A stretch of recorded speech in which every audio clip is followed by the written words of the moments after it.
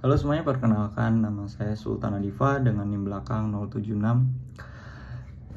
Izinkan saya membahas tentang penelitian saya yang berjudul Media atau Manipulasi, Peran Ganda Jurnalis sebagai Buzzer dalam Pengaruhi Opini Publik. Berangkat dari pemikiran saya bahwa jurnalis saat ini sudahlah bukan sumber informasi yang kredibel. Kita berangkat dari sejarah, dahulu segala informasi itu berasal dari TV, lalu koran, media cetak yang lain. Sekarang bergeser arahnya kepada media sosial dan juga media sosial ya, seperti Facebook, Twitter, Instagram, TikTok, dan platform-platform lain yang sejenis. Jadi sekarang platform media sosial sudah mendominasi ruang untuk diskusi, ruang interaksi. Karena kan memang sosial media ini menjadi panggung tersendiri kan untuk interaksi, karena di sosial media bisa komunikasi dengan dua arah, interaksi dengan dua arah, dan sebagai media penyedia informasi yang mudah didapatkan oleh banyak orang. Dalam konteks politik, media sosial merupakan arena baru untuk berkompetisi, mempengaruhi, dan bahkan memanipulasi opini publik. Pada salah satu fenomena yang akan saya bahas dalam penelitian saya adalah buzzer. Buzzer yaitu sekelompok atau individu yang memang mendukung atau berperan untuk mempengaruhi opini publik. Jadi di sini petugasnya buzzer adalah kerja di dalam bayang-bayang atau bertugas dalam bayang-bayang, entah itu untuk mempengaruhi opini publik atau menyerang citra lawan politiknya. Nah, ini kan buzzer ini biasanya mempengaruhi opini publik dengan cara menggunakan pendekatan emosional atau memancing emosi. Bahkan informasinya bias atau informasinya benar atau salah pun mereka tidak cross check. Hal ini yang mengkhawatirkan gitu loh. Secara notabene pengertian buzzer dan kerjanya buzzer seperti apa yang sudah saya terapkan. Ini banyak sekali jurnalis yang berperan sebagai buzzer. Seperti dalam menulis berita itu mendukung atau menyerang pihak tertentu. Mereka semua itu memanfaatkan pengaruh mereka di media sosial untuk mempengaruhi pemilih dengan cara yang tidak transparan. Seperti yang tadi saya udah bilang, misinformasi atau disinformasi bukan hal yang penting untuk mereka. Yang penting adalah mempengaruhi emosional masyarakat, emosional publik. Seperti itu. Nah, di tengah maraknya pemanfaatan media sosial dan kampanye politik, jurnalis buzzer pada pemilu 2024 ini sangat relevan untuk dibahas. Karena praktik buzzer ini sangat mengkhawatirkan dan juga menimbulkan miskredibilitas atau diskredibilitas, yang dimana seharusnya jurnalis merupakan sumber objektif, sumber informasi masyarakat yang memang independen dan kredibel, bisa dipercaya oleh masyarakat. Namun di sini banyak jurnalis yang ketika memasuki pemilu 2024 itu memiliki afiliasi tersendiri dengan aktor-aktor politik. Seperti yang sebelumnya netral, namun ketika saya melihat akun sosial media yang biasanya membahas tentang politik secara netral, membela masyarakat, di sini terkesan hanya membela paslon tertentu. Jadi saya beberapa juga membaca mengenai akun Pinter Politik yang dahulu memang menjadi ruang diskusi, ruang penyebaran informasi terhadap kebijakan pemerintah yang menyeleweng. Namun pada saat pemilu 2024, akun Pinter Politik ini berubah menjadi buzzer karena mungkin ada keterikatan. Belum saya kaji, namun hampir semua postingannya itu merujuk ke mendukung paslon tertentu pada pemilu 2024. Pemilu dalam konteks ini adalah pilpres ya. Nah, ketika fenomena buzzer ini marak di Indonesia, ini kan akan memperburuk kualitas demokrasi itu sendiri, yang dimana demokrasi yang sehat itu bergantung pada adanya media yang independen, yang memberikan informasi secara jujur dan tidak memihak. Namun ketika media sudah turun pada politik praktis, ini adalah ancaman besar sebenarnya untuk demokrasi kita, karena pemilih akan sulit gitu loh mendapatkan informasi yang objektif dan terverifikasi. Lalu rumusan masalah yang dibahas dalam penelitian sini akan berfokus bagaimana peran ganda jurnalis sebagai buzzer dalam mempengaruhi opini publik. Lalu tujuan dari penelitian saya adalah untuk menganalisis dampaknya. Dampaknya seperti apa ketika jurnalis ini terjun dalam praktik buzzer. Ya, baik teman-teman, jadi sekarang kita masuk kepada kajian pustaka, yaitu kajian pustaka yang saya gunakan, saya mengacu pada artikel kontestasi buzzer politik dalam langgam politik digital, dan yang kedua buzzer politik membajak demokrasi oleh Paulus Barekamatuan. Nah, kedua artikel ini sama-sama membahas mengenai fenomena buzzer politik yang berkembang pesat. Nah, jurnal pertama yaitu kontestasi buzzer dalam langgam politik digital oleh Bambang Haryanto. Ini di sini membahas tentang buzzernya yang menurutnya sangat berperan memanipulasi opini publik dengan cara yang lebih efisien dan langsung melalui platform-platform digital. Nah, perbedaannya dengan penelitian saya memiliki gap research, yaitu penelitian Haryanto ini lebih fokus pada dinamika politik digital yang secara umum bagaimana buzzer bekerja dalam politik digital. Nah, kalau sedangkan penelitian saya lebih fokus pada peran ganda jurnalis yang ingin saya gali lebih dalam. Lalu artikel kedua yaitu buzzer politik yang berjudul Buzzer Politik Pembajak Demokrasi oleh Paulus Barekamatuan. Nah, di sini Tukan berpendapat bahwasannya kehadiran buzzer politik dalam demokrasi digital ini dapat menyebabkan polarisasi yang semakin tajam dalam masyarakat dan memperburuk ketidakpercayaan terhadap media.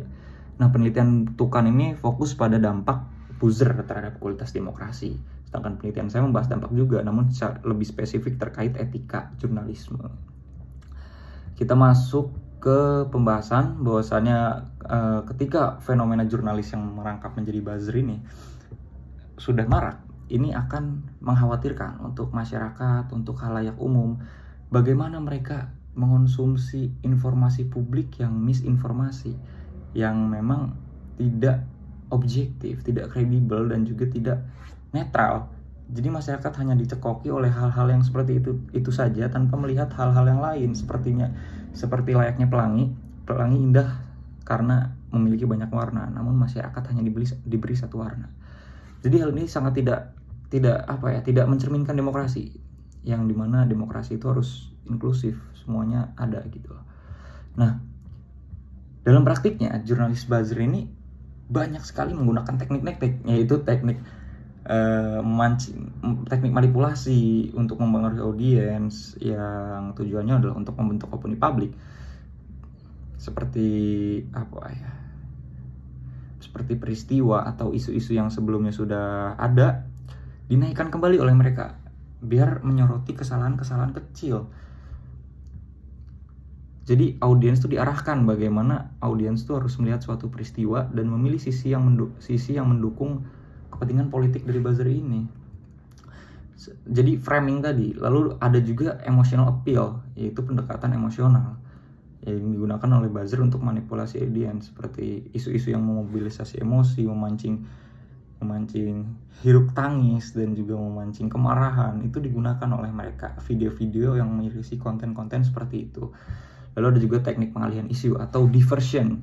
Ini lebih parah lagi ketika ada paslon yang memiliki citra baik, citra apa, namun dialihkan dengan isu yang bahwasanya paslon ini punya rekam jejak yang seperti ini.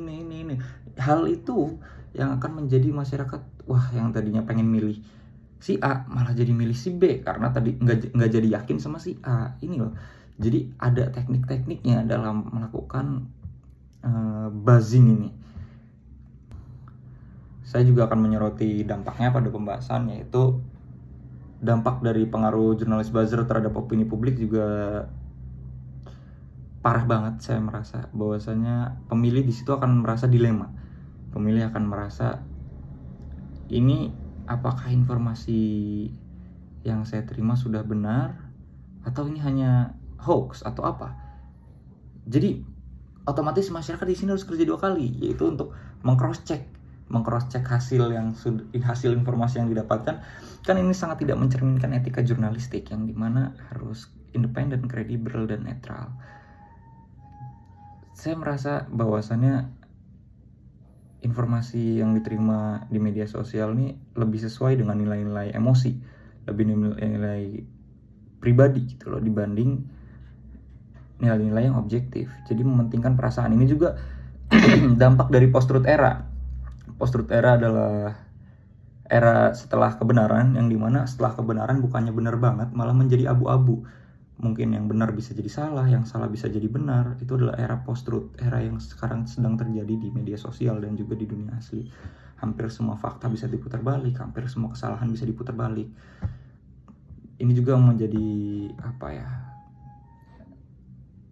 ironi ketika masyarakat harus banyak meng-cross check.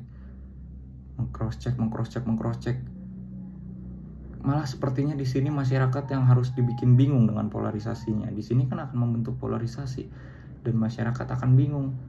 Wah, ini bahaya banget kalau saya memihak paslon ini, karena dari informasi yang saya dapat, ini paslon ini rekam jejaknya kurang. Lalu ini akan dibawa nih mungkin ke pos ronda, kemana-mana, dan itu situ akan mempengaruhi. Nah, dampaknya seperti itu, separah itu. Jadi buzzer bisa mempengaruhi satu orang yang memang berpengaruh dan bisa berbicara, bisa menyampaikan pesan. Ini akan berpengaruh kepada orang-orang sekitarnya, dan orang-orang sekitarnya merasa orang ini adalah orang yang disegani, orang yang memiliki pengaruh kuat, pasti akan ikut memilih orang paslon yang tadi direkomendasikan oleh temannya itu. Jadi dampaknya sampai segitunya. Nah, disinilah peran penting pendidikan dan pelatihan jurnalistik yang menjaga standar etika yang tinggi di tengah gempuran media sosial yang sangat dinamis. Jurnalis harus diingatkan kembali tentang tanggung jawab mereka terhadap masyarakat. Kalian semua ini adalah tonggak informasi yang masyarakat harus dapat gitu loh. Jangan malah berperan menjadi buzzer juga. Jika memang ingin menjadi buzzer, sejak awal sudah tidak harus menjadi jurnalis, karena rasanya tidak etis mengambil peran ganda seperti itu, mengambil kedua belah peran. Jadi mereka terlihat seakan sipil dan juga seakan jurnalis. Dengan demikian, di tengah praktik buzzer yang semakin marak dalam dunia politik Indonesia, tantangan-tantangan besar tadi harus dijaga. Harus gimana caranya kita menjaga prinsip-prinsip etika sebagai jurnalistik, yaitu memiliki komitmen, dan juga jurnalisme harus tidak boleh kehilangan fungsinya sebagai pilar demokrasi yang independen dan kredibel.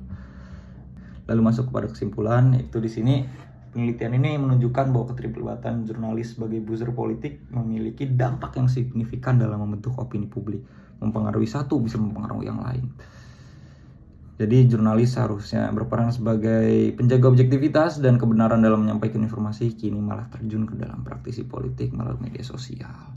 Itu sebagai buzzer yang berfungsi bukan hanya sebagai penyebar informasi, namun juga mengarahkan opini masyarakat untuk mendukung kandidat atau partai dengan cara yang lebih personal, persuasif, dan emosional. Jadi kita bisa melihat dampak dari bahaya jurnalis atau orang-orang media yang memang benar adanya bahwasannya mereka ini adalah salah satu aktor kekuatan politik di Indonesia. Mereka semua dijadikan alat, dan alat yang menggunakan alatnya adalah aktor-aktor politik besar. Jadi fenomena ini beresiko untuk merusak kredibilitas mereka sebagai orang-orang jurnalistik. Lalu tingkat kepercayaan masyarakat terhadap media pun bisa berkurang karena mereka tidak netral dan tidak kredibel. Seperti itu, sekian dari saya. Terima kasih atas kesempatannya. Assalamualaikum warahmatullahi wabarakatuh.